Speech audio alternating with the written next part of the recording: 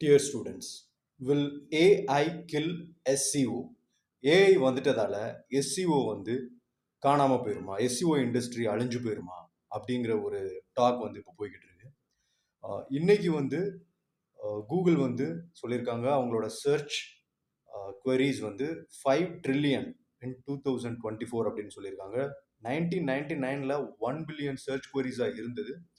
2024ல 5 trillion search queries ஆயிருக்கு அப்படின்னு சொல்லியிருக்காங்க. Also they have mentioned AI வந்திருக்கிறதால ஏஐயும் பெர்ஃபார்ம் பண்ணுது அப்படின்னு சொல்லியிருக்காங்க. பட் அதனால கூகுள் வந்து எவ்வளவு சர்ச் queries வந்து கம்மியாயிருக்கு அப்படிங்கிற டீடைல்ஸ் வந்து அவங்க சொல்லல. பட் அது இல்லாம தனியா மற்ற கம்பெனிஸ், மற்ற ரிசர்ச் சென்டர்ஸ் அவங்க எடுக்கிற ஒரு போல்ல சொல்றாங்க 42% வந்து சர்ச் queries வந்து டவுன் ஆயிருக்கு. ஸோ இது வந்து இதுவரைக்கும் இல்லாத அளவு ஒரு பெரிய சேஞ்சஸ் அப்படின்னு சொல்றாங்க.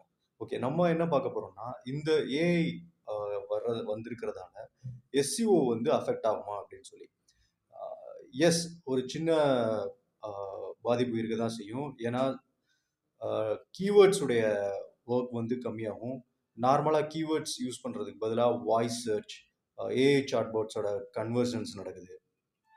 And so long tail keywords, so அந்த மாதிரி தான் இருக்குமே தவிர நார்மலாக எஸ்சிஓக்கு பண்ணுற எதுவும் வந்து ஏஐயில் வந்து இருக்காது.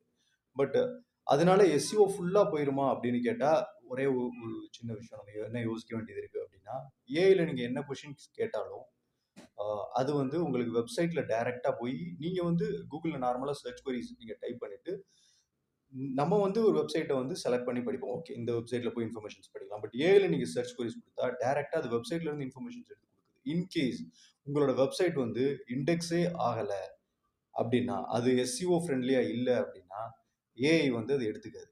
ஸோ ஏஐ இன்ஃபர்மேஷன்ஸ் உங்கள் வெப்சைட்ல இருந்து கொடுக்கணும்னா உங்கள் வெப்சைட்ஸ் வந்து கூகுளில் இண்டெக்ஸ் ஆயிருக்கணும். Not only Google, in any search இன்ஜின்ஸில் வந்து இண்டெக்ஸ் ஆயிருக்கணும். இண்டெக்ஸ் ஆனது மட்டும் இல்லாமல் அது எஸ்சிஓ ஃப்ரெண்ட்லியாக இருக்கணும். அது வந்து ரேங்க் ஆகணும்.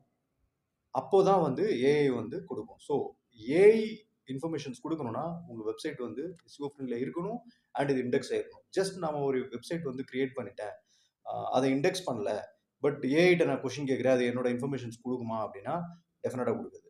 So SEO will be there, but அதில் வந்து ஒரு சின்ன சின்ன சேஞ்சஸ் வந்து இருக்குமே தவிர எஸ்சிஓ வந்து கம்ப்ளீட்டாக போகாது. அதுக்கு ஏற்றாப்புல நாம் வந்து டிஜிட்டல் மார்க்கெட்டர்ஸ் வந்து நம்மளை அடாப்ட் பண்ணிக்கணும். ஏஐல என்ன படிக்கணுமோ ஏஐ ரெவல்யூஷனுக்கு ஏற்ற மாதிரி நம்ம வந்து நாலேஜ் அப்டேட் பண்ணணும். தேங்க்யூ.